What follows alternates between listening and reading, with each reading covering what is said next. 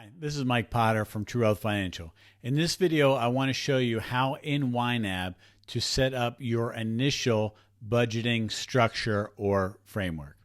So inside of YNAB, you're going to see a couple of different things in the main screen. One, you're going to see these gray banners here. Those essentially are groups. And so inside of there, we can have different items, but these are groups. The groups can be easily moved. If you want to restructure them, you can simply just drag and drop and reprioritize them as appropriate. YNAB by default will put some groups in here. If you don't like those groups, you can simply click on the title, hit delete, and it is gone.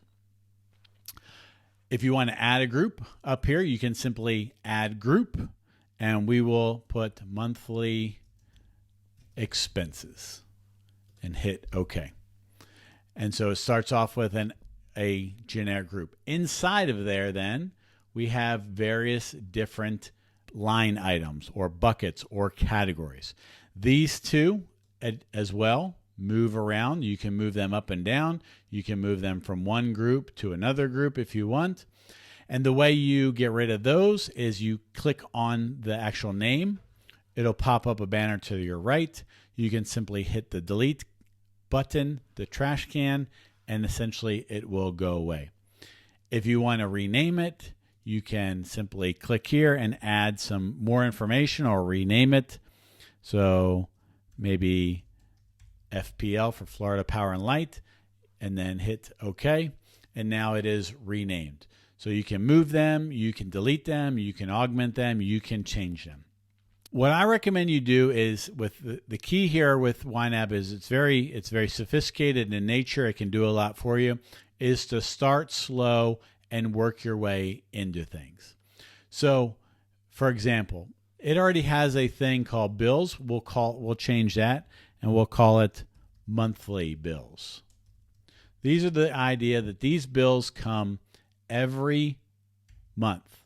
Like clockwork. They might not be the same amount, but you know they're coming.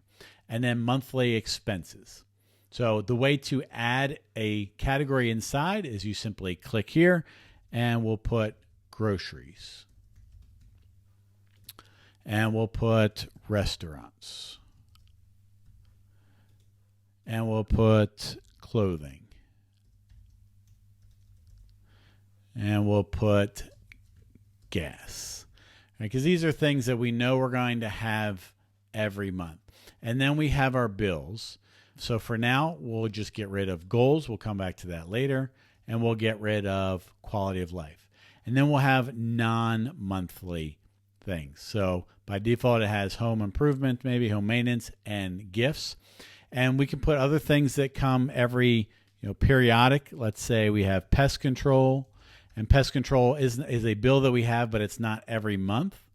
And maybe the sewer, or we'll put trash and sewer. Maybe it's a bill that is not every month as well.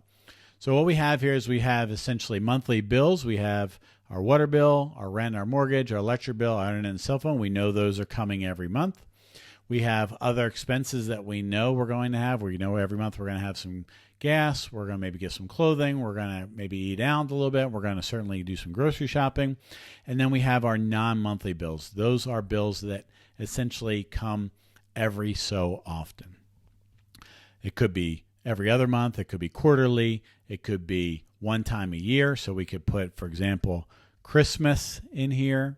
Maybe that's an annual thing. We can put our life insurance, because maybe that only comes one time a year as well. And so we can set up our structure accordingly. But the thing to remember is this kind of goes to rule number 2, which is embrace your true expenses. Most people know about their monthly expenses and they know about their monthly bills. It's the non-monthly things that come every so often really gets people. And so they set themselves up a cookie cutter budget where every month is the same, but the reality is there are things that come not so often. For example, if you have a YNAB membership or an Amazon Prime, those are one time a year, and so you'd want to account for them somewhere inside of your budget. Okay, and so that is, at a basic level, is how you go about setting up the structure of your budget. Thanks for watching this video, and I hope you have a great day.